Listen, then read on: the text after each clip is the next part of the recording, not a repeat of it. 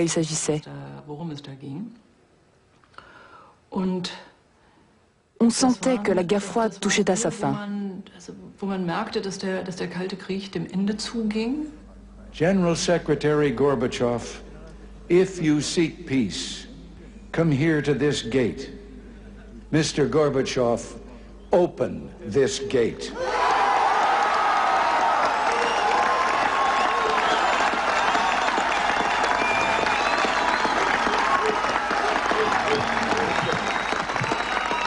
Mr. Gorbachev, tear down this wall.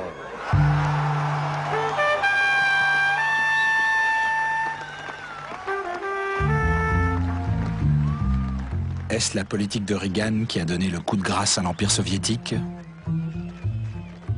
En 1989, le mur tombe, un soir gris et pluvieux, un soir de novembre.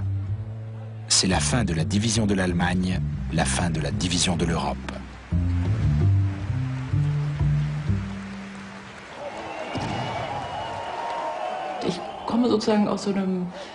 Je suis issue d'un milieu de centre-gauche où chacun pensait de façon tacite le mur est le prix à payer pour l'Holocauste. Et au matin du 9 novembre, une amie allemande m'appelle à Washington et me dit « Allume ta télévision, le mur est ouvert ». Je lui ai répondu « Arrête, Angelika, plaisante pas, on n'est pas le 1er avril ». Elle me dit « Allume ton poste ». Alors j'ai allumé mon poste et j'ai vu à la télévision tous ces gens assis sur le mur qui faisaient la fête. J'ai éclaté en sanglots. Je n'aurais jamais cru ça de moi. À ce moment-là, j'ai su qu'il fallait que je revienne en Europe.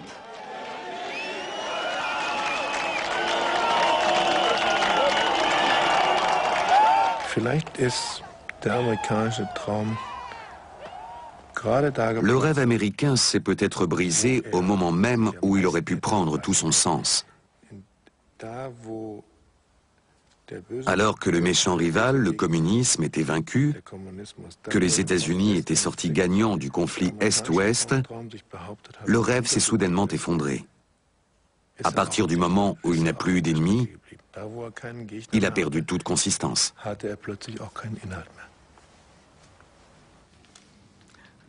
Je crois que la fin de la guerre froide a surtout changé les relations des États-Unis avec le monde. Les États-Unis se sont vus pendant un instant, qui n'a pas duré, sans ennemis. D'ailleurs, c'est une phrase, je crois, d'un diplomate soviétique qui a dit à un Américain, lors de la perestroïka et donc de tout ce bouleversement, juste avant la chute de Berlin, « Nous allons vous jouer un très mauvais tour, nous allons vous priver d'ennemis. » L'ennemi est arrivé d'ailleurs, il y a toujours un ennemi quand on est une puissance.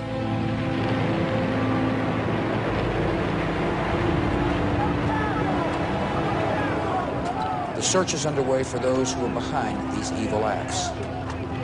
I've directed the full resources of our intelligence and law enforcement communities to find those responsible and to bring them to justice. We will make no distinction between the terrorists who committed these acts and those who harbored them.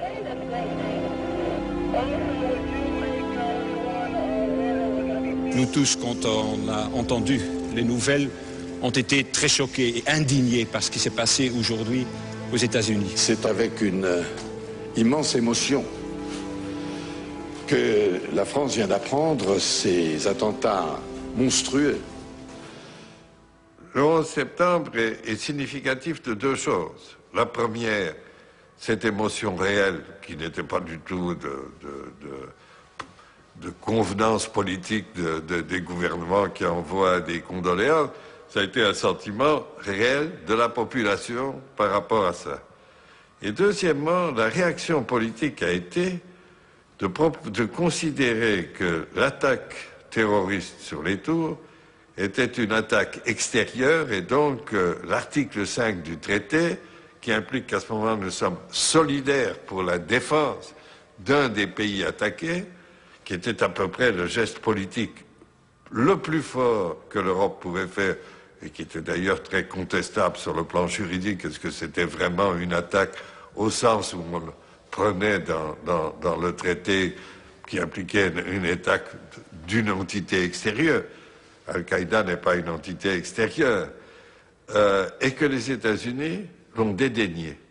Our war on terror begins with Al-Qaeda, but it does not end there.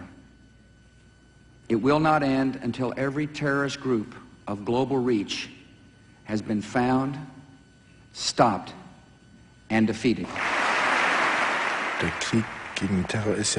La guerre contre la terreur est un concept absurde. On ne peut pas faire la guerre contre quelque chose d'aussi abstrait que la terreur. Par définition, il ne peut y avoir de guerre contre deux nations ou contre des organisations équivalentes, quelles qu'elles soient.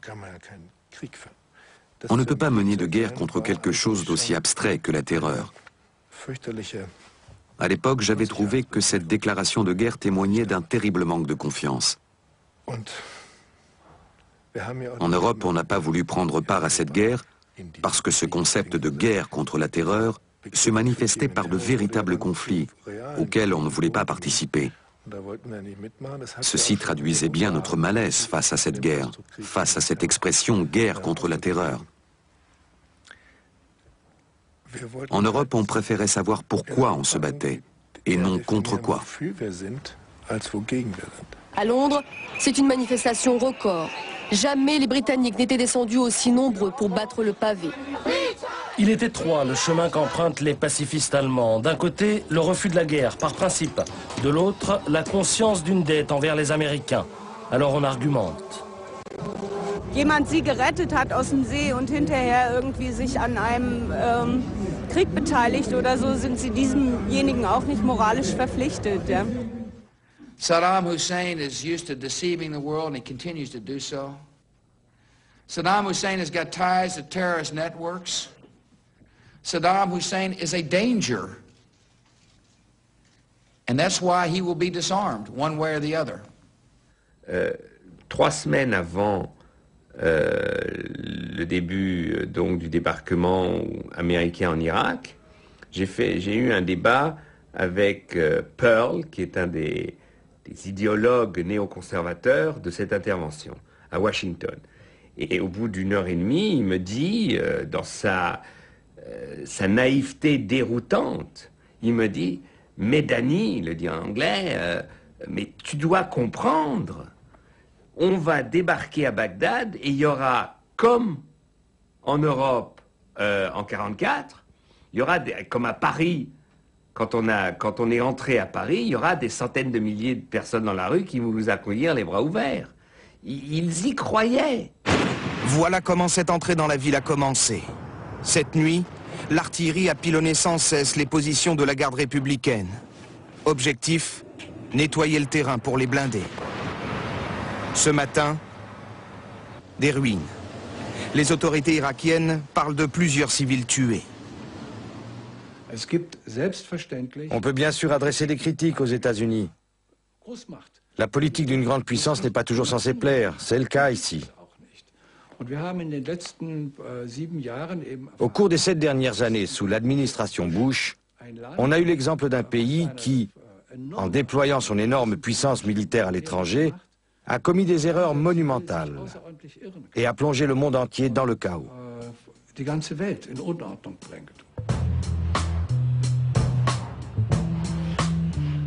Aujourd'hui, l'Amérique ressemble à un colosse aux pieds d'argile.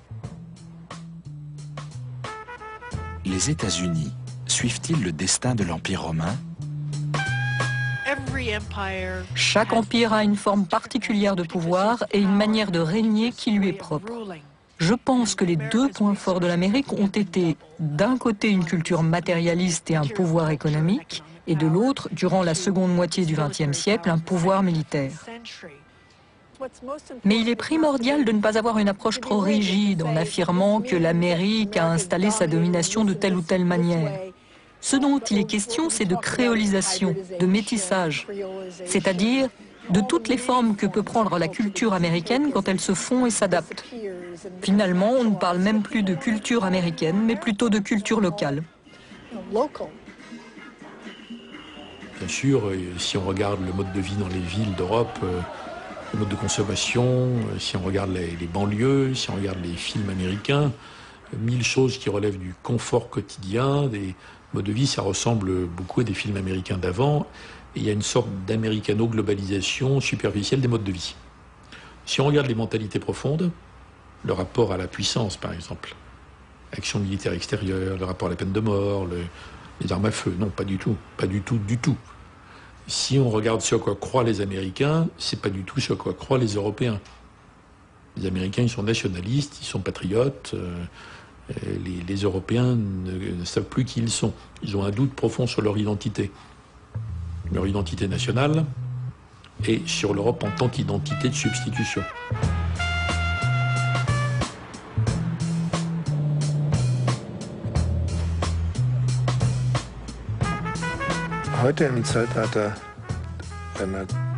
Aujourd'hui, à l'ère de la culture globale et de l'économie mondialisée, on ne peut plus dire que ce qui est bon pour l'Amérique est bon pour nous, est bon pour le monde. Ce n'est absolument plus possible. D'une façon ou d'une autre, il faut entièrement revoir sa façon de penser. Les modèles changent, les réalités changent. On ne se projette plus de la même manière.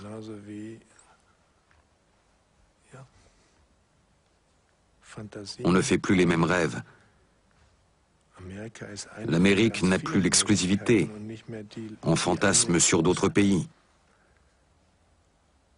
Et justement, quand on va en Asie, on se dit « quelque chose est en train de se passer ici ». Et puis on arrive en Amérique et on se dit « quelque chose est en train de s'achever ici ». Ça saute aux yeux. Into the high swift winds blowing north, south, west, and east. The greetings of peace-minded people, a flying message of hope to all those who long to breathe the air of freedom.